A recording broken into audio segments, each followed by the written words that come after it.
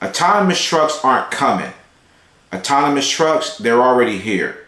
You have companies like Kodiak Robotics, TuSimple, Aurora, Kodiak, and Plus.ai.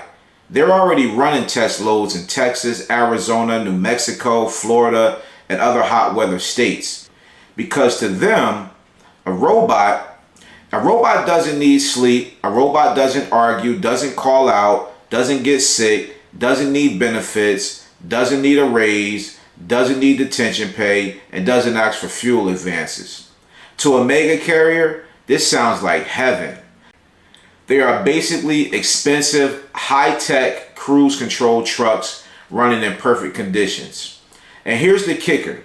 They need chase vehicles, remote support teams, engineers, and extremely controlled routes. This is not replacing trucking. This is barely replacing a slither of OTR, and only in perfect conditions can they run.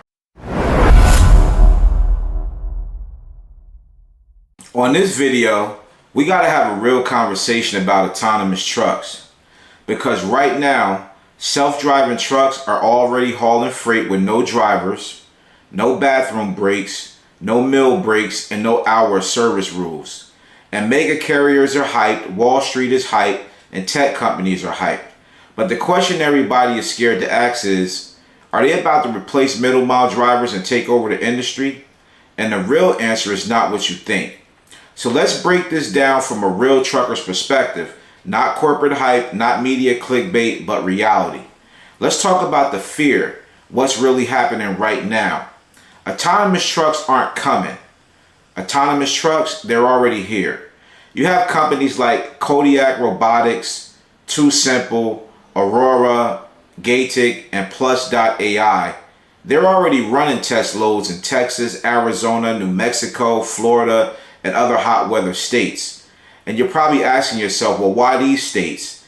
And that's because there's no snow, there's fewer steep mountains, there's long straight highways, and there's fewer major cities. And there's also friendly trucking regulation.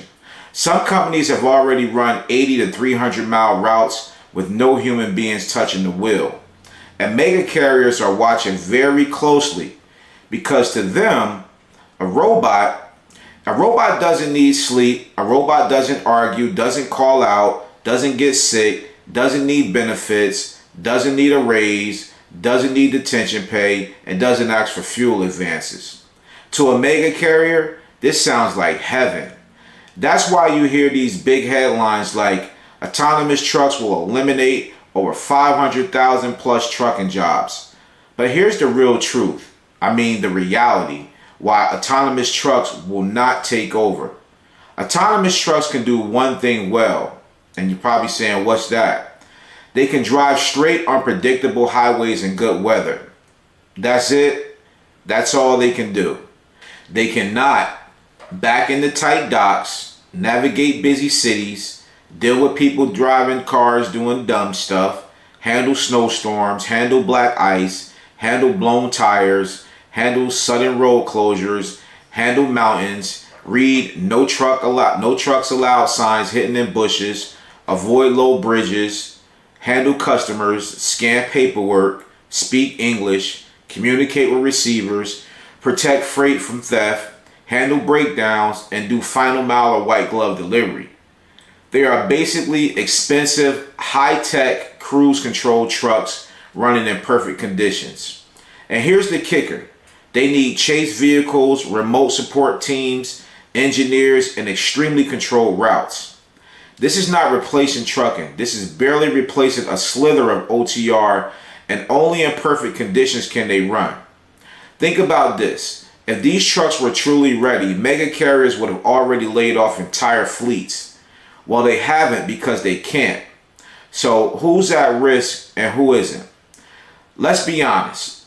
The first type of work that will be affected is the middle mile, long straight highway lanes. Think about drop and hook, 600 to 1200 mile routes, middle of nowhere routes, and minimal city driving routes. But here's who is 100% safe. Your final mile driver, your white glove, your local delivery, LTL, hot shots, reefers, flatbeds and oversized, all customer service freight, and anything dealing with complexity. Autonomous trucks cannot walk inside someone's home, install an appliance, carry a couch, handle claims, talk to customer service, deal with in-house ops, deal with a handful of deliveries, handle rural routes, handle bad addresses, deal with receivers and attitudes, handle real-world trucking, and handle business credit relationships. So while YouTube likes to scare people, here's the truth. Local plus final mile plus white glove drivers aren't going anywhere ever. You're too valuable, too skilled, and overall you're too human. Let's talk about why mega carriers will want automation. Bottom line, it's the money.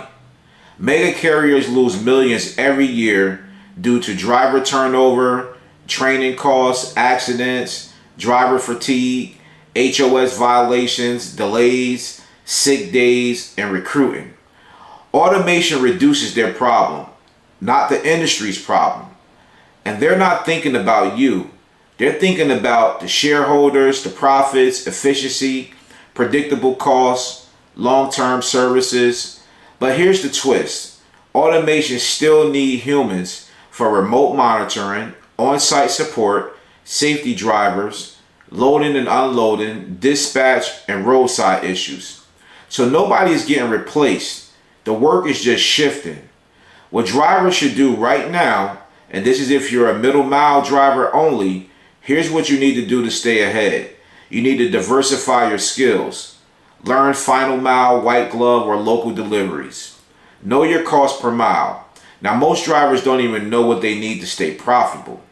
You also need to get your business credit right, because you need access to capital to pivot if the market changes.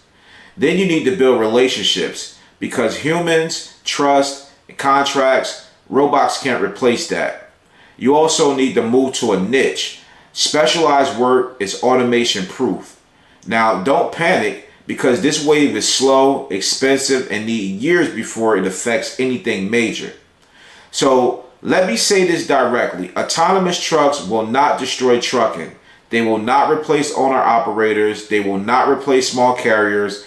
They will not replace final mile. They will not destroy the industry. They will only replace one slice, and that's long, predictable, middle of nowhere OTR lanes. And even that will take years. So don't let the media scare you. Don't let YouTube fearmonger you. Don't let TikTok hype get in your head. Just stay focused, stay skilled, and stay ahead. And if you're tired of unstable freight, bad rates, and wondering where trucking is going, final mile is still one of the safest high demand opportunities in trucking. So I put together a resource to help you start getting contracts the right way.